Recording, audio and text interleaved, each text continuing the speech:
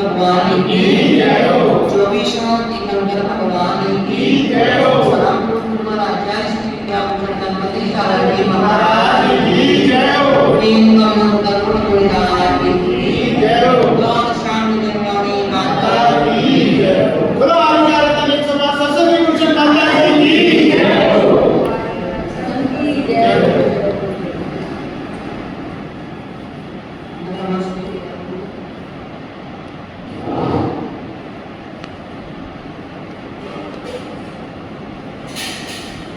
मोक्ष मार्ग के प्रकरण में सम्यक चारित्र की चर्चा करते हुए देश व्रत को हम अभी पहले समझ रहे हैं।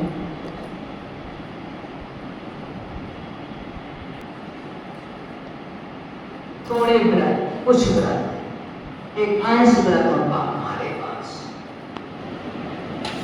ऐसे वह देश व्रत जो कि श्रावक ग्रहण करता है, उनमें कल हम सभी ने श्रावक के 60 आवश्यक धर्मों को समझना शुरू किया था कि वह 60 आवश्यक करके अपने निरंतर पालन करते हुए उनसे अपने द्वारा किए हुए आत्म परिग्रह से संचित काम कर्मों वह नष्ट कर देता है। ऐसे 60 आवश्यकों में देव पूजा, गुरु उपासना, संयम और तप की बात हो चुकी थी। एक आवश्यक कर्म रह गया है दान। तो दान का मतलब है, तत्वार्थ सूत्र में परिभाषा की है, विधि द्रव्य दात्री पात्र विशेषा तप विशेषा स्वस्याति सर्वोत्तम।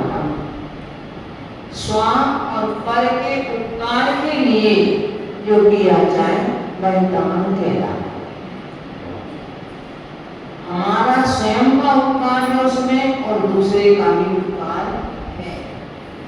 हमारा स्वयं का उपकार है कि हमारी जितनी लोभ दशाएं कम हुई, हमारे द्वारा जो पर पदार्थ का त्याग हुआ, हमारी लोभ दशाएं घटी, उससे जो पुण्य का संचय हुआ वो हमारा स्वयं का उपकार है। दूसरा हमारा उपकार है कि जो हमारे मन में दूसरे की आवश्यकता हमें महसूस हुई और उस आवश्यकता को हमने पूरा कर दिया है, तो हमारे लिए अंदर से हर्ष की भावना उत्पन्न होती है। आत्मा में आनंद सा आता है कि हम किसी के काम आए, हमने किसी के कार्य को संपन्न करा दिया, हमने उसकी आवश्यकता को, उसके दुख दर्द को हमने दूर कर दिया। और दूसरे का उपकार तो है ही कि उसके लिए जो वस्तु मिल जाए वह उसकी आवश्यकता दूर हो जाती है, वेदना दूर हो सकती है, इस प्रकार की उसे आवश्यकता है वह उसकी दूर हो जाती है। ये दूसरे के लिए उपकार है।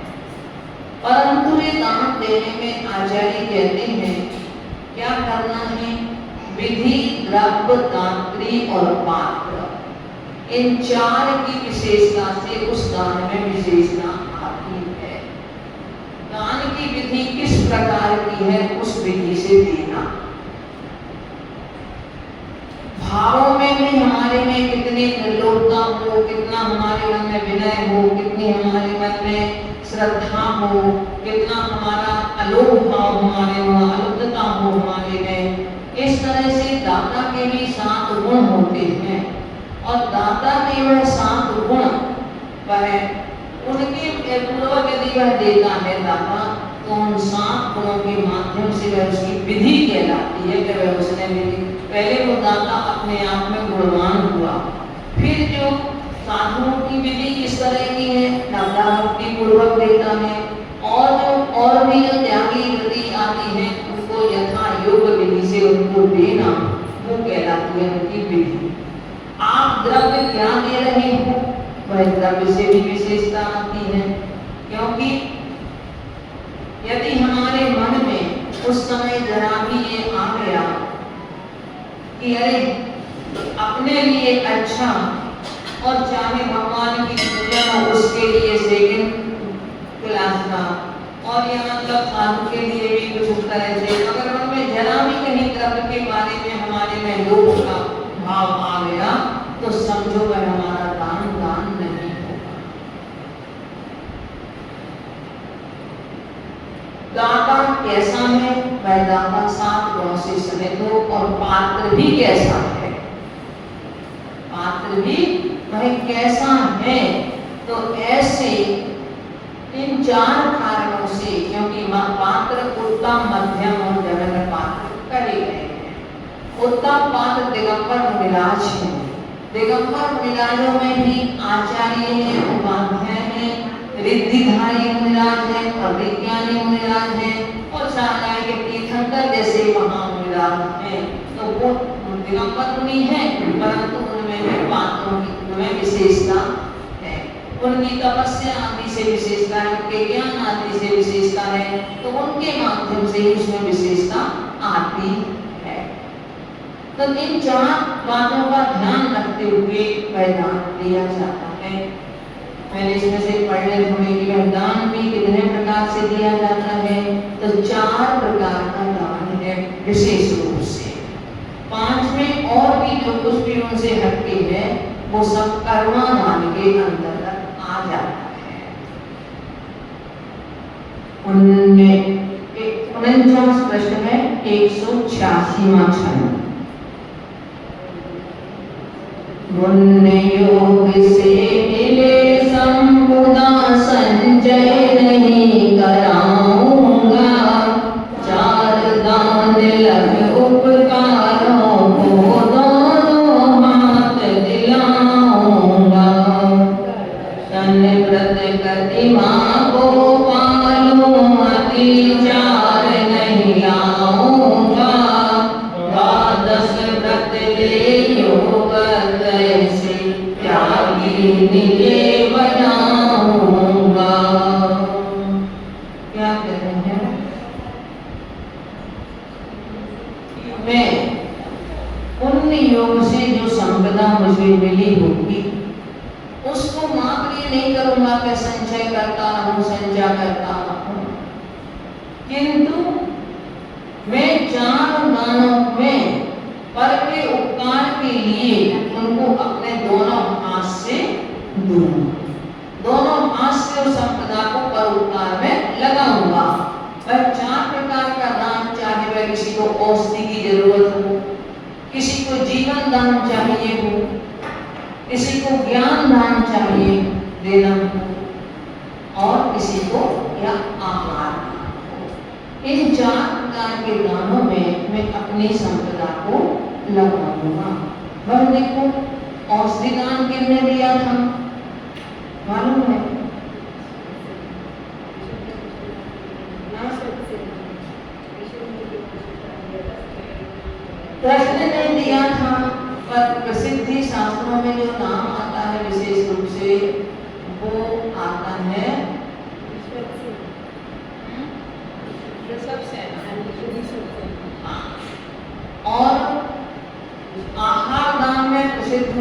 राजा श्रीसेन। श्रीसेन जो पूर्व जन्म में शांतिनाथ भगवान का जो पूर्व भाव था, उसमें उन्होंने दान दिया और दान देकर के आहार दान दिया, और उसके बाद में उन्होंने फिर तीर्थंकर की वृत्ति का बंधन किया। आदिनाथ भगवान ने भी दान दिया था और पंपा सरोवर के किनारे अपने दोनों जो के पुत्र दीक्षा लेकर के चले गए थे, उन दोनों पुत्रों के लिए उन्होंने दान मिलादों के लिए दिया था। चारण नीतिधारी थे वो दोनों मिला। ऐसे राम और सीता ने आहार दान दिया दंडक वन में। तो आहार दान में ऐसे कई लोग प्रसिद्ध हुए हैं। उसमें भी यही विशेषता है कि दाता अपने सब गुणों के साथ में दे। एक बात विशेष होती है दान में, हम सोचते हैं कि हम इनको दान दे रहे हैं तो शायद हम उनके ऊपर कुछ एहसान कर रहे हैं, परंतु सही देखो तो जिस व्यक्ति ने हमारे द्वारा दिए गए दान को स्वीकार कर लिया, उसने हमारे ऊपर एहसान किया है।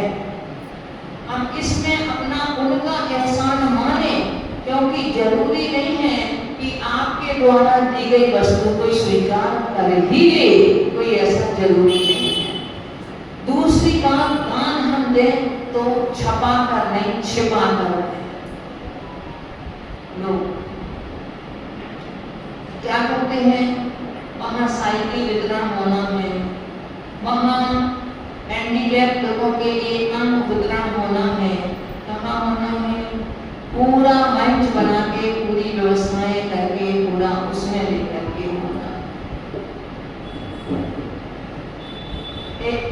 किसी इसमें तो चलो फिर भी व्यक्ति उतना वो नहीं करता, पर किसी की यदि पैसे से कहीं कोई हेल्प की जा रही हो, कोई चीज वस्तु को दी जा रही हो, उस व्यक्ति का नाम जब लिया जाए तब उसे दान कैसा लगता होगा, लेना अपनी बात सोच करके देखें। जितना उसे दान लेने का सुख नहीं होता होगा और वस्तु को प्राप्त करने का, जितना उसके मन में सर्व के कारण में वहां समझो उसकी आंखें नम हो जाती होंगे। इनमें कोई जरूरी नहीं है कि हम सब मंच बना करके ही हम दान करें, घोषणाएं कर करके ही हम दान करें।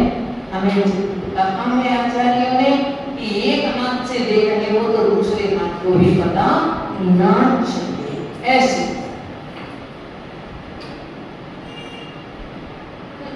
चार प्रकार का दान कहा।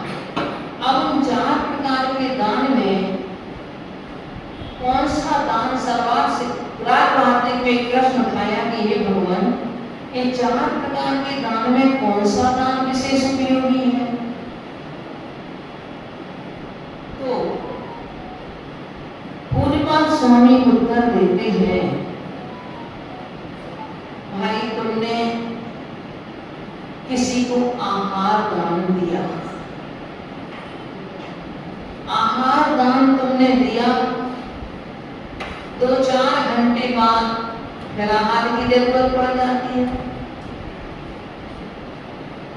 आपने किसी को औषधि दान दिया, शरीर में इतने रोग हैं शरीर में कि आप कहीं के एक रोग का इलाज करा दोगे, एक बीमारी दूर कराओगे, 4 बीमारियां उसके शरीर में नहीं उत्पन्न हो जाती हैं। अभयदान आप कितने भरोसे उसकी रक्षा कर पाओगे? आप एक बार किसी को मरने से बचा सकते हो, मान लो अगर आपके भाव में आपसे एक बार से मरने से बचा पाओगे, किंतु ये जीव तो निरंतर ही जन्म मरण करता है। तो फिर क्या किया जाए? तो आज पूज्यपाद स्वामी कहते हैं, भाई सर्वश्रेष्ठ यदि इन चारों दानों में है तो ज्ञान दान है। वैसे तो जिस समय जिस वस्तु की जैसी आवश्यकता है वो अपना अपना हर चीज का, हर दान का अपना अपना अलग महत्व है। किसी को औषधि की जरूरत होगी, आप उसको ज्ञान देने तो निकल जाओगे। किसी का पेट भूखा है, उसे भोजन की आवश्यकता है और आप उसके लिए ज्ञान देने लग जाओ, है ना, तो उससे काम नहीं चलेगा। उन्होंने कहा पद से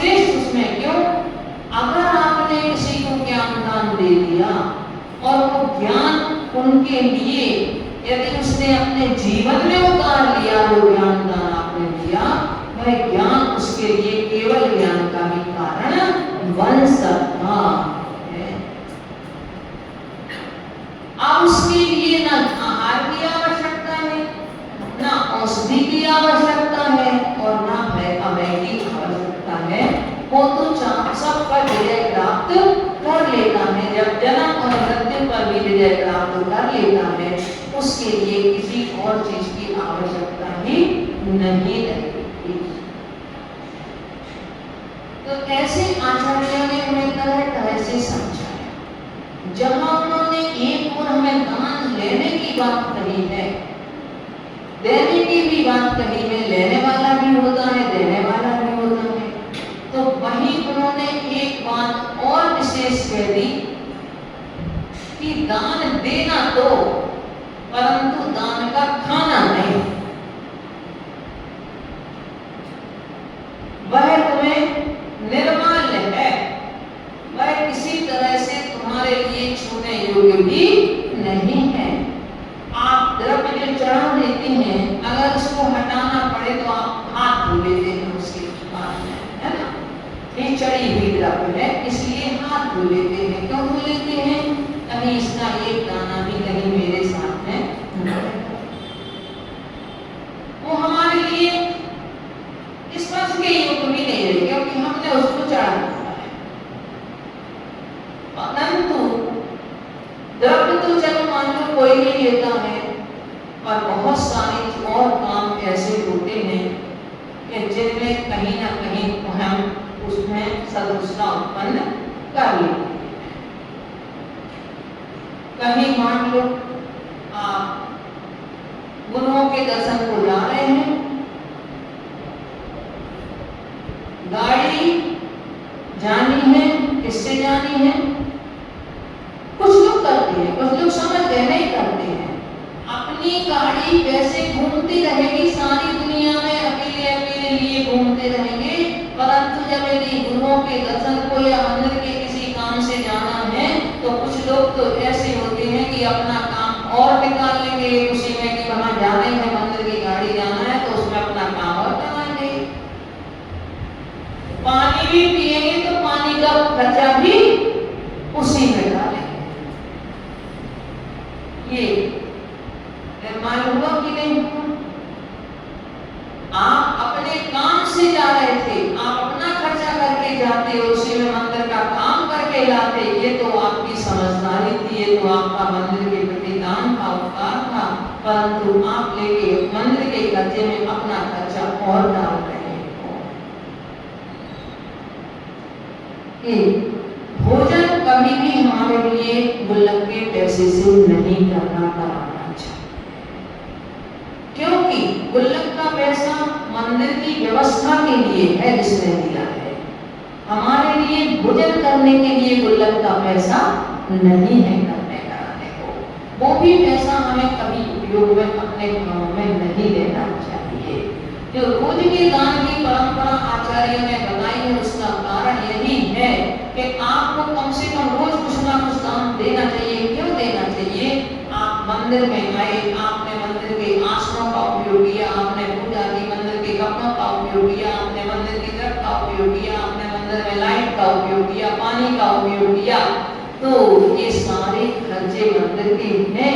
इसलिए कहा कि भाई कुछ ना कुछ आप रोज उसमें डाल दिया करो, ताकि लोग आपको जो ग्रहण जो आपने किया है उसका दोष आपको न।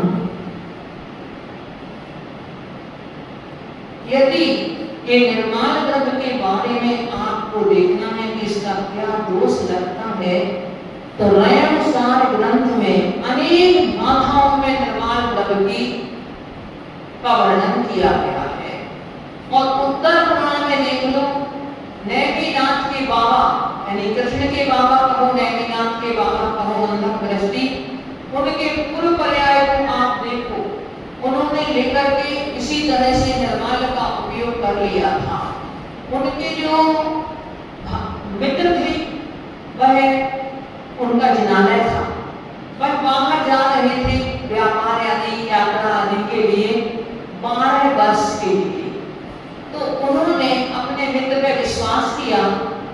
इनकी परिस्थिति थोड़ी कमजोर भी थी, तो उन्होंने अपने मित्र पर विश्वास किया और कहा 12 वर्ष तक के लिए प्रत्येक दिन के मंदिर के खर्चे की 100 दीनारें उनको देके गए। इतना पैसा उनके लिए देके गए, इतना था, किंतु कि भाई तुम जब तक इस मंदिर की व्यवस्था करना और मैं लौट करके जब आऊंगा तो फिर मैं तय कर लूंगा। उन्होंने क्या किया कि वह जो धन था वो मंदिर के खर्चे में तो नहीं लगाया, किंतु अपने घर के खर्चे में लगा दिया। कई लोग करते हैं, मंदिर का पैसा है उधार ले लिया, मंदिर का पैसा है हमें बनाने का है तो अपने कार्य में मंदिर का पैसा लगा लिया, मंदिर की। तो ये सब चीजें क्या है, ये हमारे लिए पाप की ही कारण है। जितना आपको देने का पुण्य नहीं लगता, जितना हमें उनके ग्रहण करने का पाप लगता है।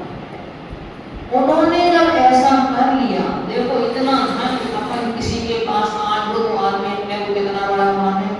12 साल तक के लिए 100 स्वर्ण मुद्राएं रोज की। कुछ होगा धन, उतना धन भी उनका खत्म हो गया, सब कुछ नष्ट हो गया।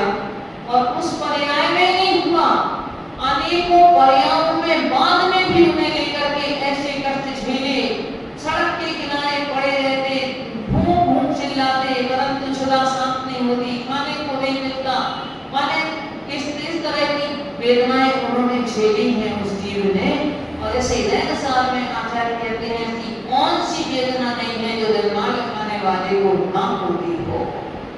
दरिद्रता, महारोग जो हो जाते हैं, हमें पता नहीं चलते, रोग के कारण हमारे लिए शांति नहीं है, हमारे लिए अंदर में बेचैनी, रोग की वेदना इतनी है, डॉक्टर समझ नहीं पा रहे हैं, फिर भी कुछ नहीं है, हमारे लिए चैन नहीं है। ऐसे गुप्त रोग आदि हमारे लिए कि उनके छुटकारा भी नहीं मिलता है, वो सब ऐसे किसके कारण से होते हैं। उन्होंने कहा निर्माल द्रव्य खाने के कारण होते हैं। उस जीव ने बहुत कष्ट झेली। एक दिन जब ऐसे ही सड़क के किनारे पड़ा हुआ था, किसी गुरु का वहां से विहार हो रहा था, उन्होंने अपने गुरु के चरणों में निवेदन किया और निवेदन करने के बाद तब कहीं उन्हें पुनः रोशनी मिली, पुनः उन्हें रास्ता दिखाई दिया गुरु के माध्यम से, और उन्होंने अपने पाप का प्रायश्चित किया। 2 काम तो इंसान को कभी भी नहीं करना चाहिए, एक तो देव साथ गुरु की निंदा और दूसरा निर्माल्य का ग्रहण।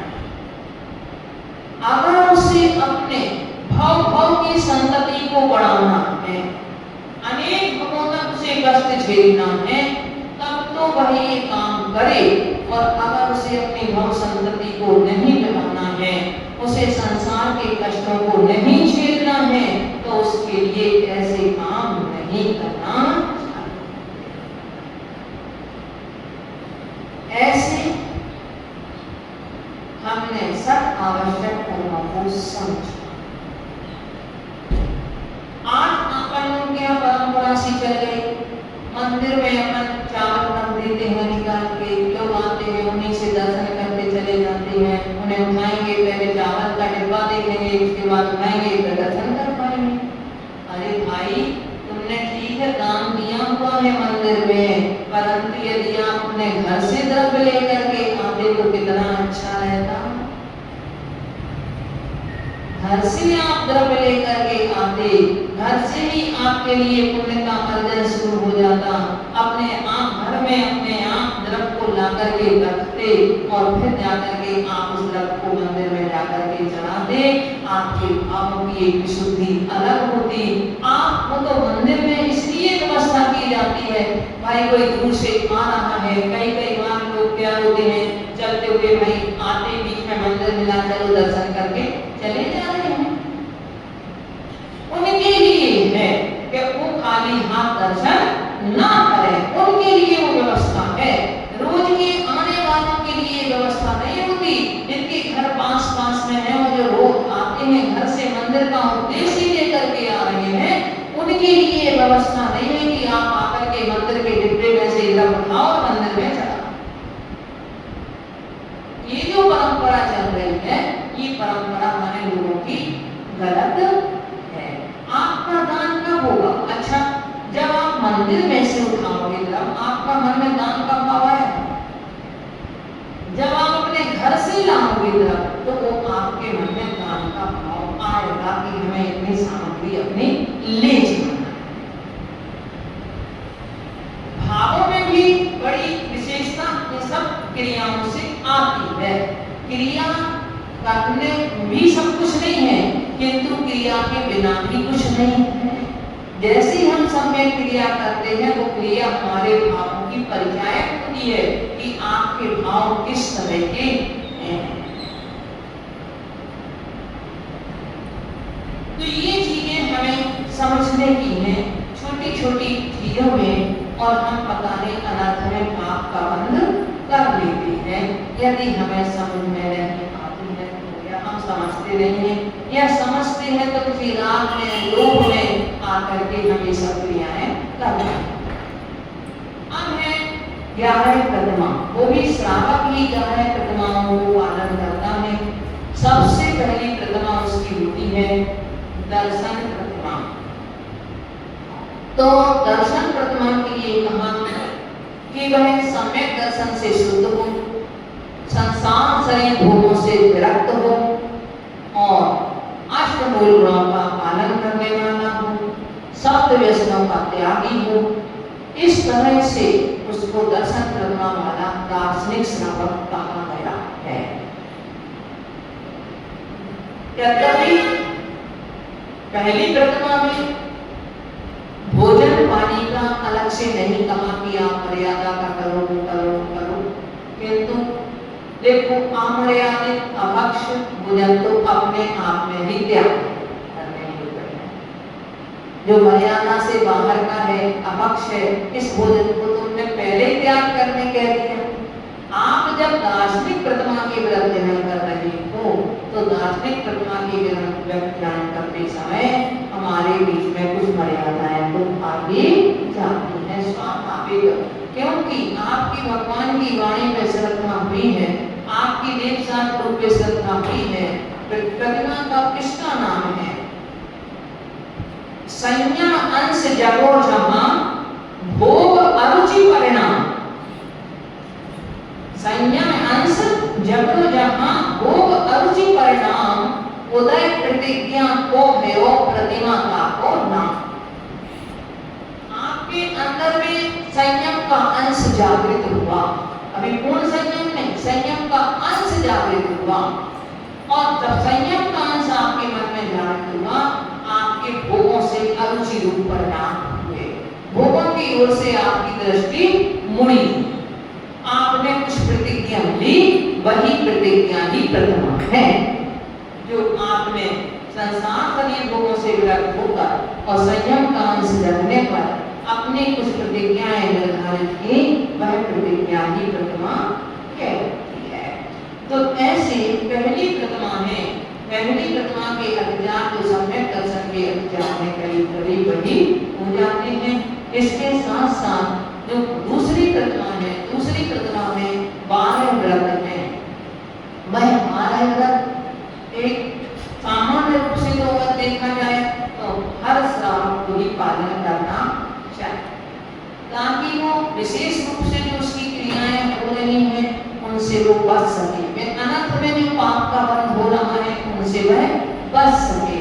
जो वो व्यर्थ में ऐसी नाम से जाना है, जमाना से वो खाना है, ना पीना है, ना कुछ नहीं कर रहा है, किंतु फिर भी अभी उसने उनकी प्रतिज्ञा नहीं ली है त्याग की, तो आचार्य कहते हैं कि उससे बचना है तुम्हारे लिए।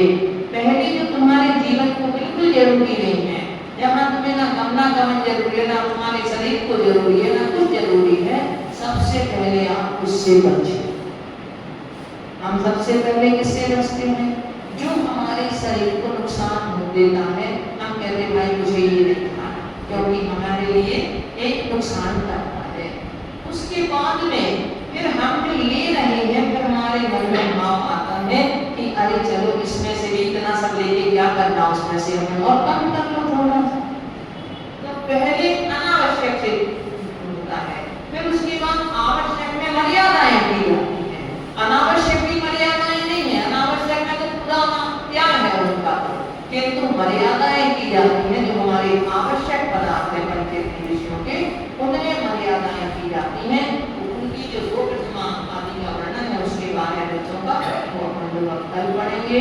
तो ऐसे हम लेकर के अपने आप को त्यागी बनाऊंगा, बारह प्रतिमाओं का पालन करके, द्वादश ग्रंथों का पालन करके हम अपने आप को त्यागी बना करके संसार शरीर भोगों से विरक्त होंगे। और संसार शरीर भोगों से जब विरक्त होंगे तो उतना उतना हम अपनी आत्मा के प्रति अनुरक्त होंगे और हमारा एक मोक्ष मार्ग से प्रारंभ हो जाएगा। तो हम सभी का मोक्ष मार्ग प्रारंभ हो इसी आत्मा के साथ में ओम नमः